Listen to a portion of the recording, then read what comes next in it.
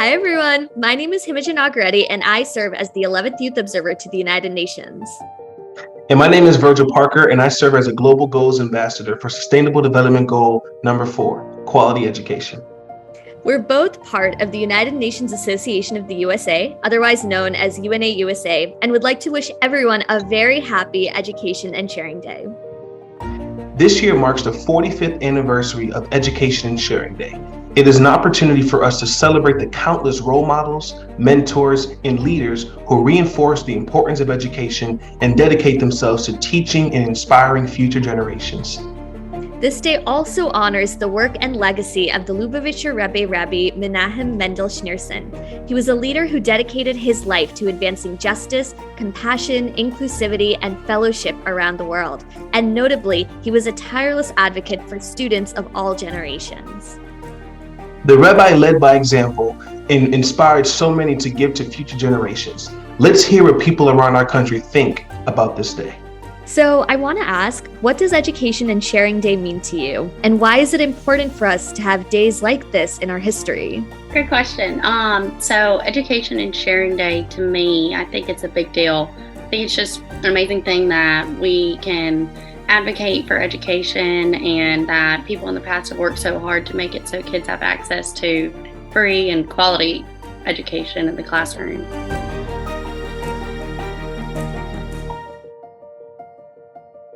Mayor, what are your thoughts about America's education system and how can we work together to improve it equitably?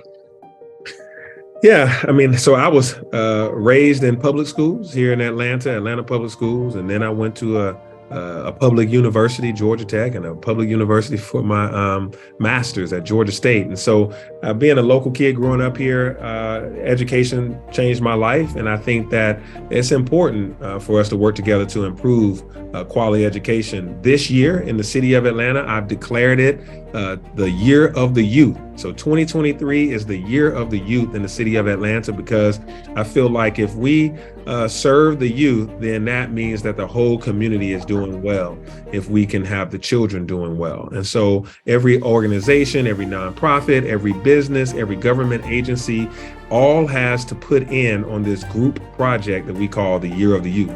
So that means educating our youth, empowering them, and I would say also employing them with internships, apprenticeships.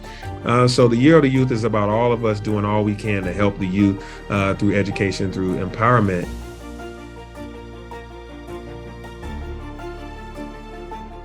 So our next question is, why does our society need more people like the Rebbe who fought so hard to improve our society and promote education for all? Yeah, so without these kinds of people, our education system just won't improve. It'll just be stagnant. And frankly, it will most likely become worse in a way. I feel personally really indebted to these kinds of reformers and activists to have access to the level of education that I do and that my peers do. And I think that it's really important to continue the kind of work that people like the Rebbe have been doing in order for there to be equitable access to education. In a world where knowledge is a fundamental right for all, the impossible becomes possible. Inequality, poverty, and injustice become relics of the past, that every child would have the opportunity to reach their full potential. The access to quality education teaches children how to better understand their world. A more educated society would lead to faster, more efficient solutions through the exchange of diverse ideas. Remember, talent cannot be utilized without opportunity. I think that if every child had access to equal education, the voices of more people would be heard, spreading messages of innovation and equality everywhere. I also think that the world would be a more prosperous, healthy, and equitable place. If every child had access to a quality education, there'd be a lot more children who wouldn't be living under the poverty line. These children would go on into the workforce earning a higher salary, which would allow them to have access to basic necessities and live a healthier lifestyle. If every child had access to quality education, the gap between the rich and the poor would be almost non-existent, and there would be reduced economic inequalities.